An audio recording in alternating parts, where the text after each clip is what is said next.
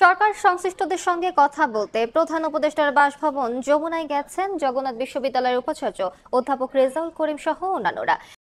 সেখানে আছেন সহকর্মী শফিক মুন্সি। সরাসরি যাচ্ছি তার কাছে।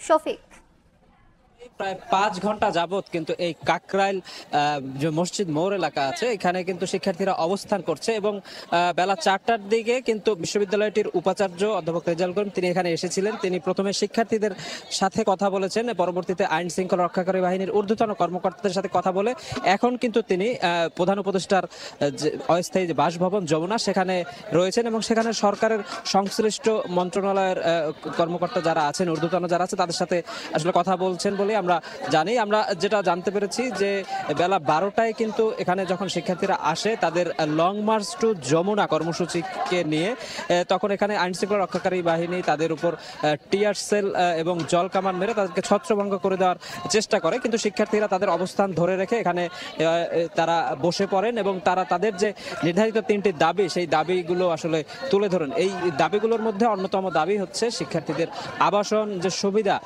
সেটা দেবার ব্যাপারে সরকারি উদ্যোগ গ্রহণ, বিশেষ করে যেহেতু যদি দ্রুত আসলে হলের ব্যবস্থা না করা যায় তবে অন্তত 70% শিক্ষার্থীকে যেন একটি আবাসন ভাতার আওতায় আনা হয়, এটা কিন্তু তাদের প্রধান দাবি। এছাড়া বাজেট সংক্রান্ত আরো 2টি দাবিতে তারা মূলত আজকের কর্মসূচি নিয়েছিল এবং সেই কর্মসূচির অংশ হিসেবে তারা যখন তাদের ক্যাম্পাস থেকে এই প্রধান উপদেষ্টার বাসভবন অভিমুখে রওনা দেয় তখন এই রাজধানীর বিভিন্ন এলাকায় আসলে প্রথমে পুলিশ তাদেরকে বাধা দেওয়ার চেষ্টা করে এবং সর্বশেষ এখানে এই কাকরাইল মসজিদ মোড়ে এসে শিক্ষার্থীদের উপর কিন্তু এই আইন শৃঙ্খলা রক্ষাকারী বাহিনীর সদস্য যারা তারা আসলে হামলা চালায়।